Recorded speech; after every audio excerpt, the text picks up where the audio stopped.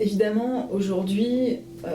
tous les artistes doivent raconter une histoire à partir de leurs œuvres. D'une certaine manière, tous les documents qu'on leur demande, les documents de médiation, d'exposition, les notes d'intention, c'est une manière de mettre en récit sa pratique. Donc il y a cette injonction généralisée de récit qui est là vraiment investie par certains artistes de façon bien plus présente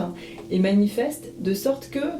les objets qu'ils présentent peuvent avoir une dimension énigmatique, formelle, mais en fait, au-delà de cette dimension formelle, ont aussi derrière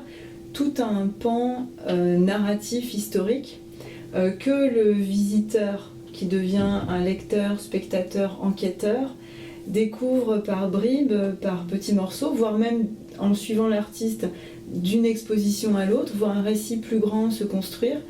et va aussi apprendre à partir de ce récit individuel, parfois des éléments d'histoire qui le concernent ou qui englobent,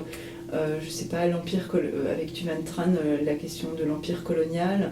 les récits qui ont été faits de la conquête, comment est-ce qu'on considère aujourd'hui nos territoires, les individus, et comment une histoire a priori anodine ou individuelle peut faire écho à une histoire plus grande.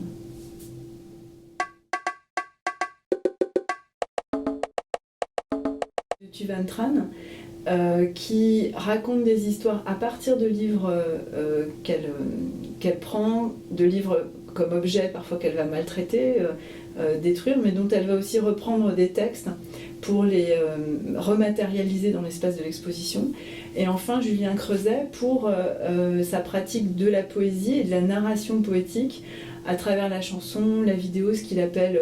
les vidéopoèmes, les poèmes-titres aussi, qui bien sûr sont des formes poétiques, mais dont on comprend bien qu'ils racontent quelque chose de la condition environnementale, sur sa conception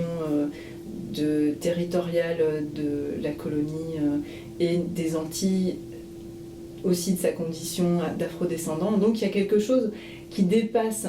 le poème et qui fait récit, qui va toucher le récit historique même. Et c'est là qu'on a cette ambiguïté entre récit littéraire et récit historique, puisque la forme narrative fictionnelle ou poétique ou de la conférence-performance va être mélangée à des éléments historiques qui vont transmettre une autre histoire par des biais créatifs, comme on l'a déjà toujours fait en littérature avec le roman social et puis le réalisme.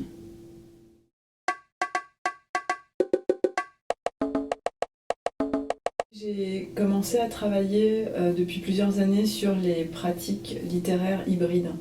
qui mélangeaient d'abord initialement littérature et photographie. Et au fil de mes recherches, et notamment en travaillant sur les artistes contemporains, je me suis rendu compte qu'il n'y avait pas vraiment de nom pour désigner les pratiques narratives qui étaient à la fois dans la littérature et hors du livre. Enfin, dans la littérature livresque et dans des pratiques orales. Alors généralement on parlait de littérature orale, de littérature numérique aussi qu'on trouvait sur les écrans. Et j'ai trouvé que ça ne reflétait pas non plus très bien toutes ces pratiques transmédiatiques performées qu'on voyait dans les galeries, dans les musées, et que beaucoup d'artistes mais aussi de poètes faisaient. Donc j'ai décidé d'appeler ça néolittérature. Néolittérature pour traduire aussi la dimension contemporaine. Je me suis appuyée sur les nouveaux médias, ce qu'on appelle la culture néomédiatique, en considérant que bien sûr c'était toujours de la littérature, mais juste elle passe par d'autres supports, d'autres formes et d'autres modalités de performance que le livre. Donc la néolittérature, c'est un état contemporain de la littérature à l'ère numérique qui englobe le livre, mais qui introduit la possibilité de rentrer dans le giron de la littérature des pratiques qu'on a qualifiées hors du livre, mais qui en fait ne sont pas hors du livre, elles sont autres que le livre, elles existent par elles-mêmes et elles mobilisent d'autres formes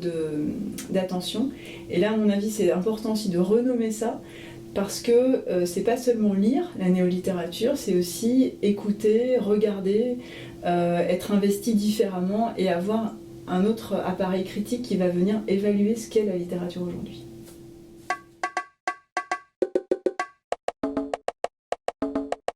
Les small stories, c'est un concept de narratologie qui m'a été amené par une collègue, Sylvie Patron, qui est narratologue. Et elle m'avait demandé de travailler sur ce concept qui a été forgé par des sociolinguistes, Michael Bamberg et Alexandra